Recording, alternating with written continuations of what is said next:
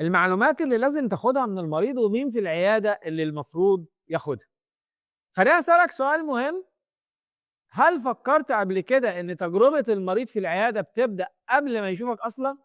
كتير من الدكاترة فاكرين إن رحلة المريض بتبدأ أول ما يقعد على كرسي الأسنان، بس الحقيقة غير كده خالص.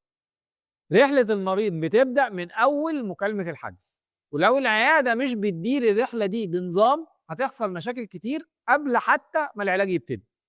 قبل ما ندخل في تفاصيل حلقة النهارده ما تنساش تعمل متابعة ولايك وشير واعمل حركة الاكسبلور واحفظ الفيديو في المفضلة عشان هترجع له أكيد، وخليك معايا لآخر الحلقة عشان نجهز لك مفاجأة لطيفة جدا هتفرق معاك في كيفية إدارة رحلة المريض جوه العيادة من غير ما يفوتك أي تفصيل. نرجع لموضوع حلقتنا وخلينا نمشي خطوة بخطوة في رحلة المريض جوه العيادة.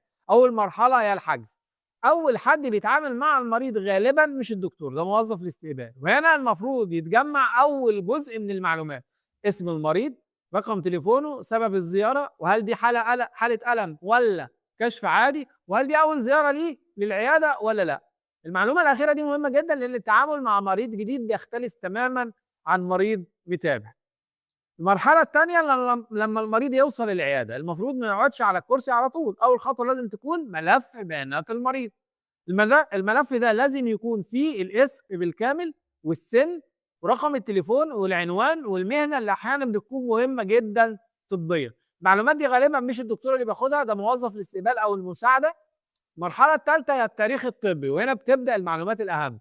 التاريخ الطبي لازم يشمل الأمراض المزمنة والأدوية اللي المريض بياخدها وأي حساسية من أدوية معينة وأمراض القلب والسكر والضغط وحتى الحمل.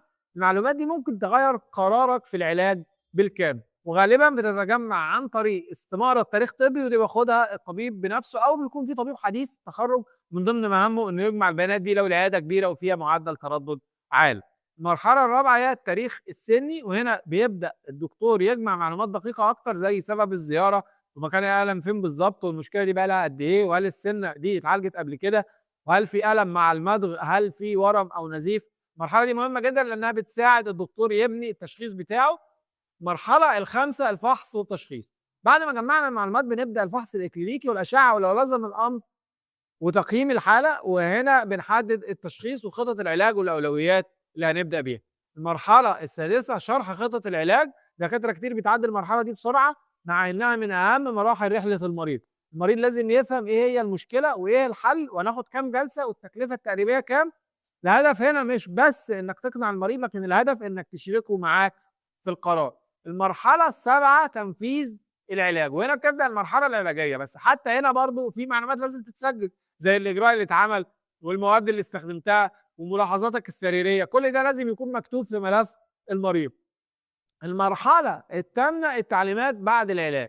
بعد ما الجلسة تخلص المريض لازم ياخد تعليمات واضحة والأدوية لو محتاج وميعاد المتابعة الجاي. مشاكل كتير جدا بتحصل لمجرد ان المريض ما فهمش التعليمات كويس.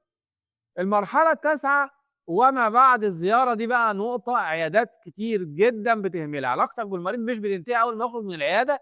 المتابعة ممكن تكون رسالة تطمن عليه بعد جراحة أو تذكير بميعاد الجلسة القادمة أو ميعاد المتابعة الدورية أو سؤاله لو كان حصل له أي مضاعفات. الخطوة البسيطة دي بتزود ثقة المريض بشكل كبير جدا في العيادة.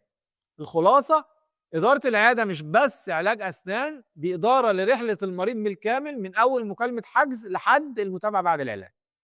العيادات الناجحة مش بتعتمد على شهادة الدكتور بس ولكن بتعتمد على نظام واضح لإدارة المريض. سؤال وجاوبوني في التعليقات: هل العيادة عندك فيها نظام واضح لجمع معلومات المريض ولا كل دكتور بيسأل بطريقته الخاصة؟ اكتب لي رأيك في التعليقات. وزي ما عودتكم في أول الحلقة المفاجأة هي ملف عملي جهزته لك مخصوص، ده فيه نموذج شامل لبيانات المريض والتاريخ الطبي والسني وخطة العلاج والمتابعة. لو عايز لينك التحميل يوصلك فورا في رسالة اكتب كلمة رحلة في التعليقات وهبعته لك. وما تنساش اللايك والشير والمتابعة لو لسه ما عملتهاش. والى اللقاء وحلقه جديده من نينجا دينس.